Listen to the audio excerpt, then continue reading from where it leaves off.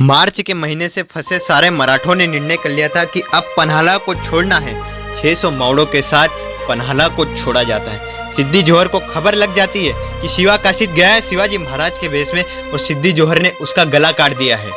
एक बार भी शिवा काशिद को यह नहीं लगा कि मैं मृत्यु के मुंह में जा रहा हूँ, मेरा क्या होगा, मेरे बीवी बच्चों का क्या होगा।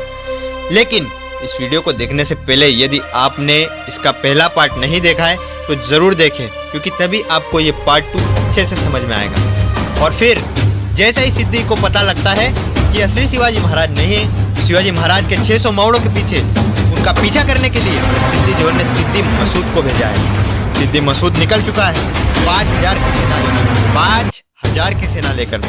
समय आ चुका है रक्त बहाने का, अपना भी और शत्रु का भी। और यह कितने? सिर्फ 600। रात को 9 बजे के लगभग ये निकलते हैं। 60 किलोमीटर का अंतर है। अब बाजी प्रभु और उनकी पूरी सेना पवन खिंड में है, लेकिन अभी भी 13 किलोमीटर का अंतर बचा हुआ है। अब कैसे भी करके जल्द से जल्द विशालगढ़ पहुंचना है। ये रात को कितने बजे निकलते हैं, क्या खाते हैं, क्या पीते हैं, किसी को कुछ नहीं पता है। बाजी प्रभु के बड़े भाई फुलाजी, उनकी उम्र 50 से 55 साल है। शिवाजी महाराज ने बाजी प्रभु को अपने पितृ तुल्य कहा है, आप हमारे पिताजी के समान हैं। ये पूरी सेना घोर खिंड में पहुंच चुकी है। खिंड यानी कि पहाड़ों के बीच में जो जगह होती है, जिसे हम अंग्रेजी में पास कहते हैं। और तभी खबर आती है कि शत्रु पीछे से आ रहा है, यहाँ से अब आगे जाया नहीं जा सकता, क्योंकि अगर आगे निकल जाते हैं तो आगे मैदान है। 600 वर्सेस 5000 में मैदान में लड़ना संभव नहीं है। तब बाजी प्रभु कहते हैं, राजा आप जाइए, 300 मावड़ों के साथ आगे बढ़िए विशालगढ़ की ओर। ये मेरा वचन है कि जब तक आप विशालगढ़ पर नहीं पहुंचेंगे, मैं बाजी प्रभु और हमारे सारे जेदे बांदल आपसे वादा करते हैं कि जब तक मेरा राजा विशालगढ़ पर नहीं पहुंचेगा, तब तक साक्षात यमराज भी इस घोर खिंड को पार करके आगे नहीं जा सकता।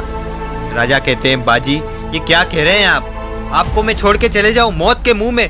फिर से वही मौत का नंगा नाच? पालकी में बैठिए और जाइए राजे, जाइए।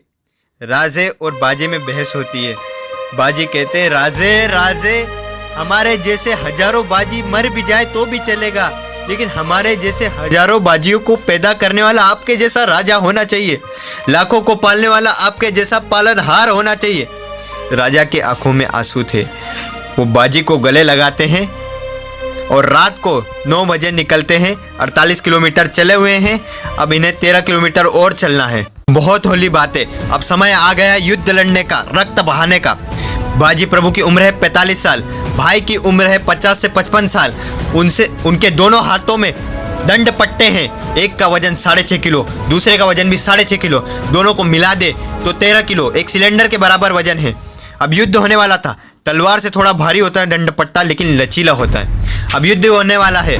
बाजी प्रभु ने अपने आप को सज्ज किया, सारे मराठों ने अपने आप को सज्ज किया, और फिर देखते ही देखते यमनों का आना शुरू हुआ। शत्रु आक्रमण करता है। हर हर महादेव के जयघोष के साथ युद्ध शुरू हो गया। शुरू हुआ युद्ध, शुरू होता है रक्तपात। वो घोर खिंड मराठों के रक्त से पावन होने लगी। सारे शत्रुओं का रक्त बह रहा है, मराठे भी अपना रक्त बहा रहे। शत्रुओं को गाजर मूली की तरह काटा जा रहा है। शत्रु हताश हो रहा है। सिद्दी मसूद का माथा घूमता है, कैसे पकड़े राजा को, कैसे पकड़े जाए राजा को? ये तो आगे ही नहीं जाने दे रहे। क्या मुंह लेकर जाएंगे बीजापुर बड़ी बेगम के सामने? फजल खान बोल रहा है, मुझे अपने अब्बा जान का बदला लेना है, मुझे अपने अब्बा जान का बदला लेना है। उस दिन बीच में सिर्फ घोर खिंड ही नहीं, 300 मावड़े हिमालय पर्वत बनकर खड़े थे। मैं एक बार फिर से आपको याद दिला देता हूँ, 9 बजे निकले, 48 किलोमीटर चल चुके हैं। क्या खाया पता नहीं, क्या पिया पता नहीं। हम सभी जानते हैं फूड गिव्स अस एनर्जी, लेकिन इन्होंने तो कुछ नहीं खाया है। कहाँ से आ रही है एनर्जी, कहाँ से आ रहा है ये जोश? क्या जोश, क्या शक्ति रही होगी? सिर्फ फिजिकली नहीं, मेंटली भी कितने स्ट्रांग रहे होंगे। और शत्रु सेना घोड़ों पर खा पी के नई ताकत के साथ आ रही है, और ये पैदल खड़े हैं। अगर यमराज भी चाहे तो आगे नहीं जा सकते, और युद्ध लगातार चलता जा रहा है। सिद्दी मसूद का माथा घूमता है, कहता है, क्या है ये लोग, शैतान के भी बाप है। कहता है, हट जाओ बाजी, हट जाओ। बाजी ने कहा, हट। शत्रु सेना का जत्था आता जा रहा है। ये काटते जा रहे हैं, फिर आते हैं, फिर काटते हैं, आते हैं, काटते हैं, आते हैं, काटते हैं। ये लगातार चलता जा रहा है। ये युद्ध ने चलना था 3 घंटे, लेकिन अब यहाँ पर सबसे बड़ी चुनौती खड़ी हो जाती है, क्योंकि जिस समय राजे विशालगढ़ की ओर पहुँचते हैं, विशालगढ़ पर ऑलरेडी घेराबंदी कर रखी रहती है एक आदिल शाह के सरदार ने। जिस समय राजे विशालगढ़ की ओर पहुंचते हैं, विशालगढ़ पर ऑलरेडी घेराबंदी करी रखी रहती है। आदिल शाह के सरदार के आदमी ने वहां पर घेराबंदी कर रखी है। राजा अंदर जाने से पहले खुद ही एक युद्ध लड़ते हैं और जो युद्ध 9 बजे से 12 बजे तक होने वाला था, अब युद्ध चला 9 बजे से लेकर शाम के 6 बजे तक, पूरे 8 घंटे। अरे यदि हमारे पेट में खाना नहीं होता तो हम सोचते हैं क्या होगा, कैसे होगा, कैसे करेंगे काम। 13 किलो के सिलेंडर के बराबर वजन उठाकर वो खाली पेट, भूखे प्यासे युद्ध लड़ रहे हैं। कुछ नहीं दिख रहा उन्हें, भूख प्यास कुछ नहीं। मेरे राजा, मेरे शिवाजी राजा, हमारा हिंदवी स्वराज्य, एक ही लक्ष्य, एक ही सपना, स्वराज्य, स्वराज्य, हमारा स्वराज्य, हमारे राजा का स्वराज्य। अब सिद्दी मसूद कहता है ये बाजी, यही है इनका सरदार, ये गिरा तो युद्ध फतेह होगा, ये गिरा तभी युद्ध फतेह होगा। उस समय के स्नाइपर एक बंदूकधारी को बुलाया जाता है, कहता है लगा निशाना। पूछता है किस पर लगाओ निशाना, कौन है बाजी, इतने सारों में कौन है बाजी, बताओ कौन है बाजी। अरे दिखता नहीं तुम्हें, वो जो शेर की तरह लड़ रहा है, वो जो रक्त पानी की तरह बहा रहा है, अरे ठीक से देखो, उनके सरदार को तो देखो। तब बंदूकधारी ने कहा अरे सभी तो शेर की तरह लड़ रहे हैं, सभी तो सरदार ही दिख रहे हैं। उस दिन उस घोर खिंड में 300 के 300 मावड़े खुद को सरदार समझ के ही लड़ रहे थे। फिर आखिर में सिद्दी मसूद ने बाजी के बारे में जो उत्तर दिया वो सुनिए। जो सर से लेकर पांव तक खून से नहाया हुआ है वो है बाजी। सिंदूर लगाए हुए बजरंग बली की तरह उस दिन बाजी रक्त से बिल्कुल नहाए हुए थे। उनके शरीर पर ऐसी कोई जगह नहीं बची थी जहां पर घाव ना हुआ हो।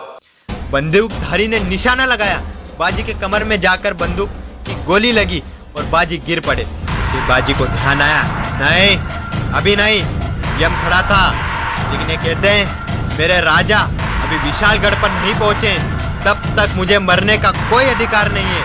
अपने सर का सेला उतार कर बाजी कमर पर बांधते हैं, चालू करो युद्ध, राजा अभी नहीं पहुंचे, अभी मरने का कोई समय नहीं है हमारे पास। फिर शुरू होता है युद्ध। सभी मराठे और बाजी रक्त से बिल्कुल नहा चुके थे। तब वहां पर बारिश हो रही थी और उस बारिश में पूरी घोर खिंड उन महावीरों के रक्त से पवित्र हो चुकी थी। देखते ही देखते 9 से 12 बजे, 12 से शाम के 6 बज चुके हैं। 6 बज चुके, बाजी और उनके साथी लगातार लड़ते जा रहे हैं। राजे जैसे ही विशालगढ़ पर पहुंचे, कहते हैं अरे कोई तोपों के गोले चलाओ, वहां मेरा बाजी खून बहा रहा है, वहां मेरा बाजी लड़ रहा है, भूखा प्यासा मेरा बाजी लड़ रहा है। बाजी लड़ रहे थे, तब आवाज आई ठक ठक ठक। तब बाजी ने यम को कहा आजा और मुझे ले जा, आज मेरा जीवन धन्य हो गया। मेरे राजा से कहना मैंने अपना वचन निभाया। फिर अंत में जिस क्षण वहाँ से यमन अपने घोड़े ले जाते हैं और फिर जब राजा उनके शव लाने के लिए भेजते हैं तो किसी का भी शरीर एक टुकड़े में नहीं मिलता है, सब के सब छिन्न भिन्न हो चुके थे। ये कैसी दीवानगी है, कैसा है ये प्रेम, ये मेरा आप सभी से सवाल है। कमेंट सेक्शन में अपना जवाब दें और बताइए आज क्या सीखे आप। धन्य है वो बाजी प्रभु और वो 300 मावड़े, धन्य है वो शिवा काशी, धन्य है वो छत्रपति शिवाजी महाराज जिनके लिए सब अपनी जान देने और शत्रु की जान लेने को तैयार थे। धन्य है छत्रपति शिवाजी महाराज। जय शिवराय, जय श्री राम।